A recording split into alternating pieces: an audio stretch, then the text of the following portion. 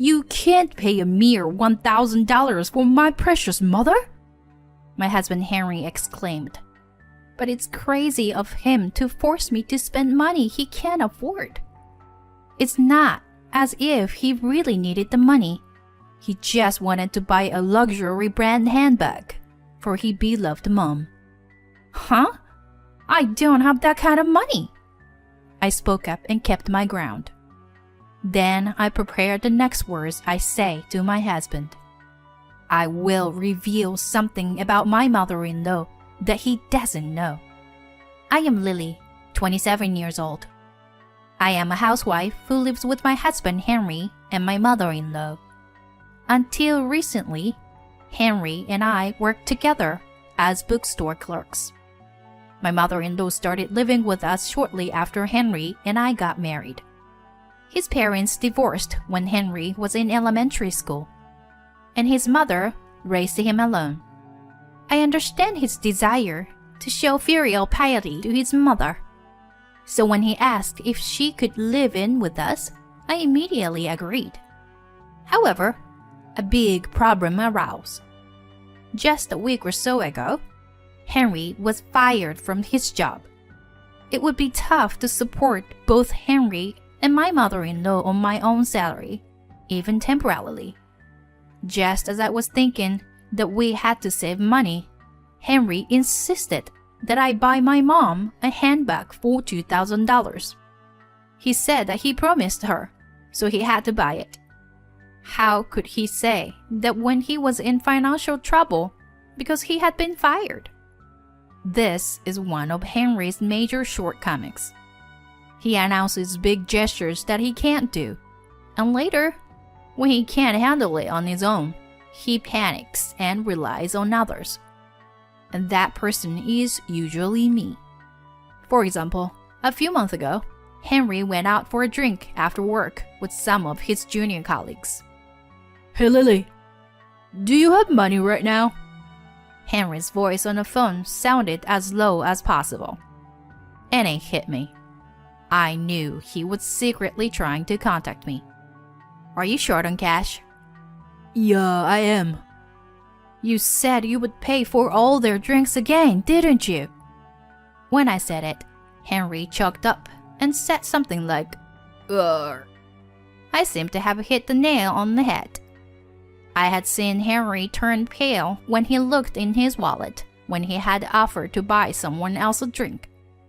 I was with him at the time, so he took me out of my seat and told me he didn't have enough money and that I had to pay, even though he said he would buy the drinks himself. Are you telling me to go over there right now and pay?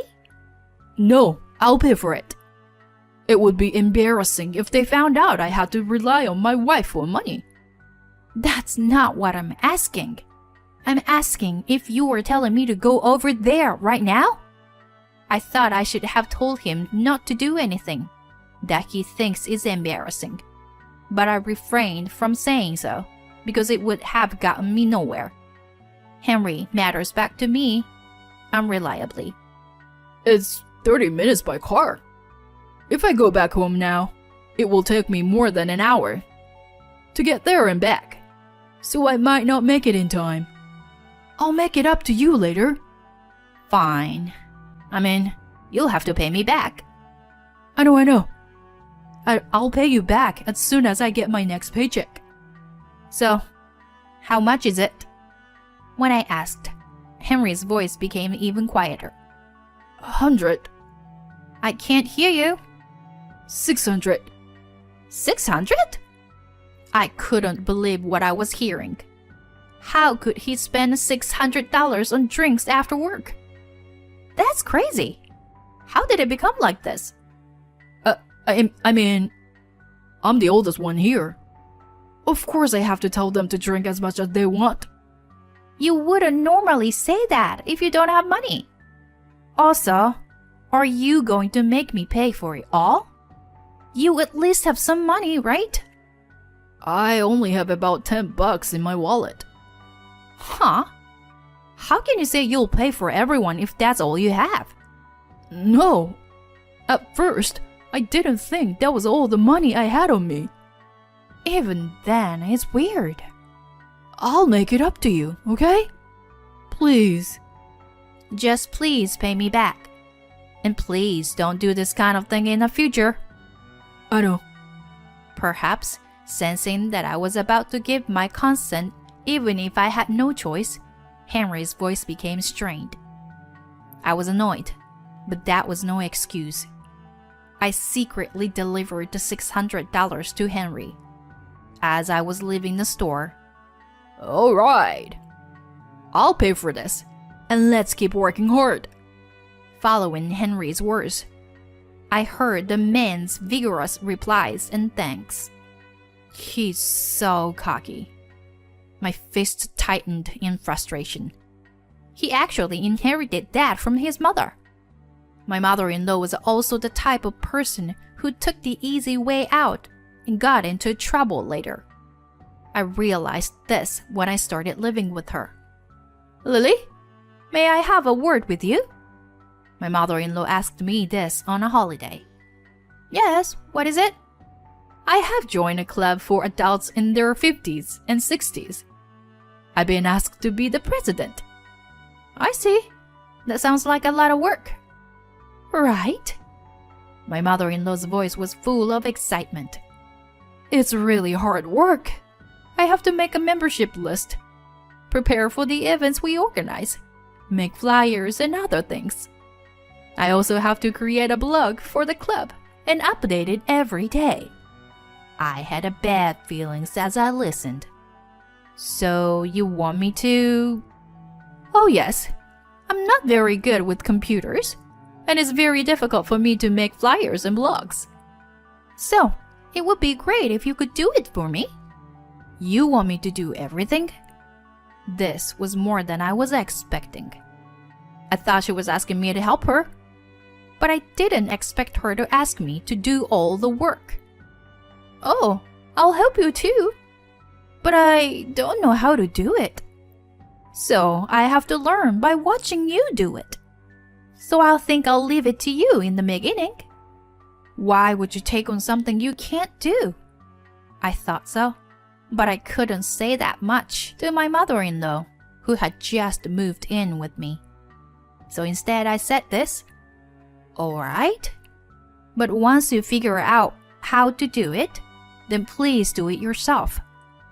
I have a job, so I don't have much free time. I know.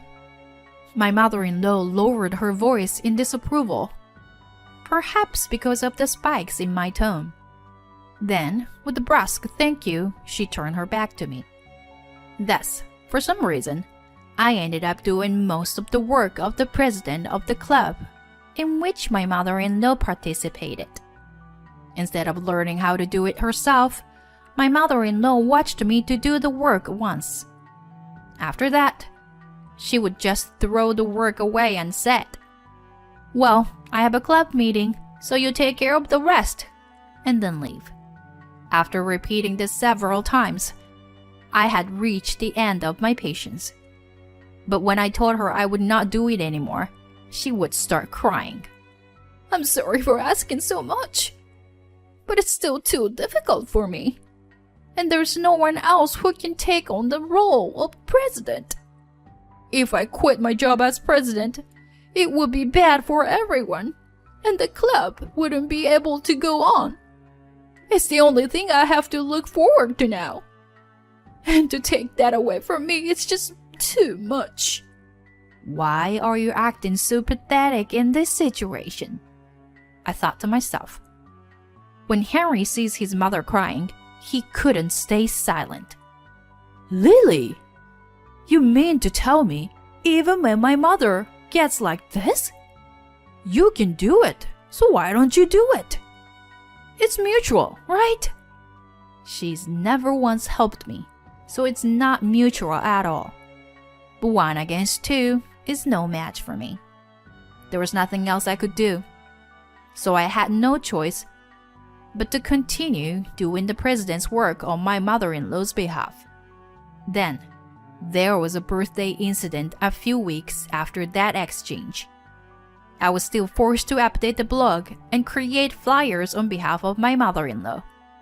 On top of that, Henry wanted me to buy a $1,000 handbag for his mother. You know how Mom cooks great meals. It's a way of saying thank you for that, isn't it? Besides, Mom will be 60 years old and her birthday next year. I promised her that I would buy her a $1,000 handbag to celebrate. You promised that, and not me. So you should pay for it. We're a couple, so the promise I made is the promise we made. Even though she is your in-law, she is still a mother to the both of us. That makes no sense. You made a promise, but you're just crying to me because you got fired and can't pay me. You're bringing that up now? I'm still reeling from the shock. He's a pompous, spoiled brat. The reason he was fired was because he was too lazy to actually do anything and just talked about the work he would do. Anyway, you should keep the promise you made. I have my hands full supporting the family, and above all, I put some strength in my voice there. Your mother still owed me money. Huh? Henry's voice suddenly changed. It's as if he was being told something completely unexpected. This is good. I've lent her tons of money. I would never buy someone a gift when they owe me a lot of money. You're talking about a few bucks, right? Or like $100? Either way, it's not that big of a deal. $10,000. What? Henry's eyes went wide, as if he was spoken to in a strange language. That's exactly how I imagined he would react. So, $10,000. That's how much your mother owes me. No way. Well, of course, you'll be surprised by this fact. But it's the truth. As I said this, Henry's head finally started to spin, and the anger on his face began to show. If she owed that much money, Mom would have told me. Don't lie to me. I'm not lying. I've loaned her $5,000 twice, and I've transferred the money to her bank account. So if you look at the bank statements, I can prove it. Do you want to go check? Henry forced a gulp and looked frustrated. But it's between family members. There must be something difficult going on if Mom had to borrow that kind of money. And you don't even understand that? He doesn't get it at all. It's funny, incomprehensible he is getting. But I knew this would happen. I knew why my mother-in-law borrowed money from me. That this case was going to be even more laughable. I knew there must be some secret that she would borrow such a large sum of money from me, and not from her son. So I lent her the money, and I did my own investigating. Anyway, on top of all this, I'm not going to pay $1,000 for a gift for your mother. And if you think she's in a bad situation, ask her yourself. Fine, I will. Henry shouted and left the room. Now, Henry finally knows his mother's secret. I was filled with a nasty anticipation as I wondered what was going to happen. The reason my mother-in-law gave me when she borrowed money from me was that she was helping people. Lily, you see? I actually know someone who is in need for money. My mother-in-law started out like that. And you know, I really want to help him.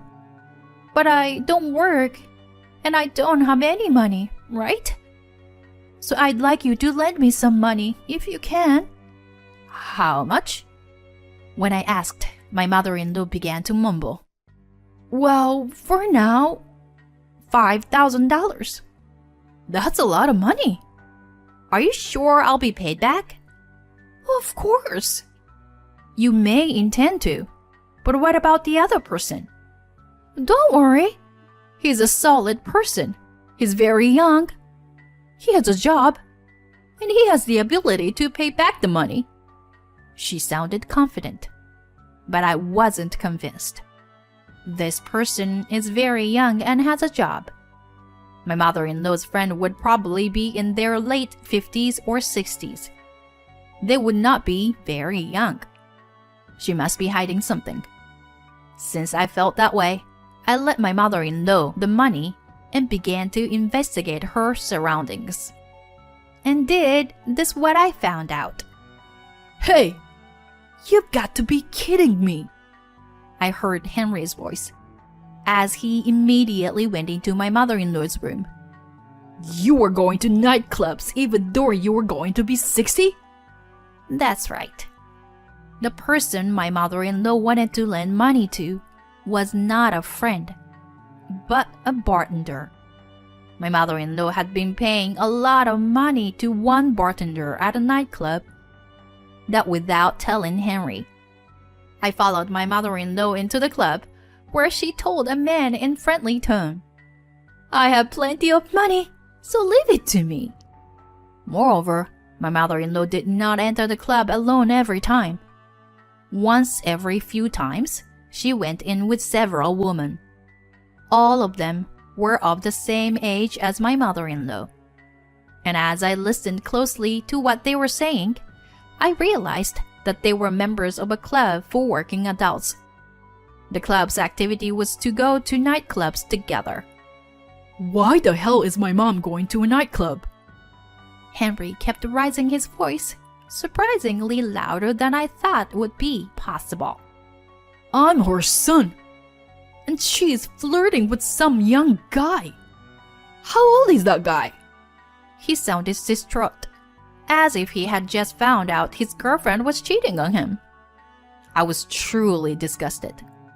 My mother-in-law explained in a slurred voice, Don't be so angry. I just wanted to spend my few remaining years of life as happily as possible. I put everything about myself on the back burner in order to raise you. Now that you're out of my life, it would be nice to do something I like a little bit. Do you think borrowing $10,000 from your son's wife to do whatever you want is doing something you like a little bit? When I left, both Henry and my mother-in-law looked at me. Lily, you're right. It's crazy to borrow so much money just to go to nightclubs from your son's wife. Henry tried to agree with what I told him before. He was trying to get on my good side, even though he was so condemning of my words earlier. You know, I have something to say to you as well, Henry. You saw me doing all the work for your mother-in-law's club, and you just ignored it. In fact, when I said I don't want to do it, you complained and kept forcing me to do it. And the club activity turned out to be going to nightclubs. So, in a sense, you were telling your mother to go clubbing. Henley's face gradually became distorted. Is it true? His voice trembled as he turned to his mother. She is frozen and a pale face. How do you know that? Henry's voice was hoarse as he said, "Shit," and he glared at his mother with sharp eyes. The club dinner party you were talking about was actually a nightclub outing? You've got to be kidding me. Henry, you have every right to be angry with your mother, but don't you feel bad for me? You should apologize to me properly before blaming her. You coerced me, and your own mother borrowed a lot of money from me to go and pay for clubbing. Henry looked at me annoyed. We can talk about that later. Excuse me? I was angry. So you mean that you don't think what you did to me and what your mother did to me is a big deal? Hey, you're being annoying. I said we can talk about it later. At Henry's words, I thrust a piece of paper on the table. They were divorce papers that I had already filled out. If that's the only way you can handle this, I'm divorcing you. I can't do it anymore. What? Henry's eyes widened as his voice suddenly became thin. What are you talking about? Divorce all of a sudden? Of course. You've been fired. You have no income, and you are forcing your wife to spend $1,000 on a gift for your mother. You already forced me to do what your mother should have done. And you don't feel bad about it. And you don't think anything of it. When your mother owed me a lot of money. Both you and your mother are terrible people. I took a deep breath. In the meantime, even if you don't agree to a divorce, I'm leaving this house. I've had enough of you and your mother. Wait, don't say that. If you want me to apologize, I will. My mother-in-law suddenly became distraught and hung on to me. She kept begging me to stay, so I responded to her coldly. I told you that I was fed up with you too, didn't I? Cut the crap and stop fake crying to get what you want.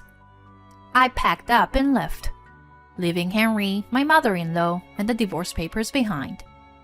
Then, I rented an apartment and started living alone. I have not informed Henry and my mother-in-law about the new house so that we can be completely free of each other. After consulting with a lawyer and working toward a divorce, I finally got around to filing the papers.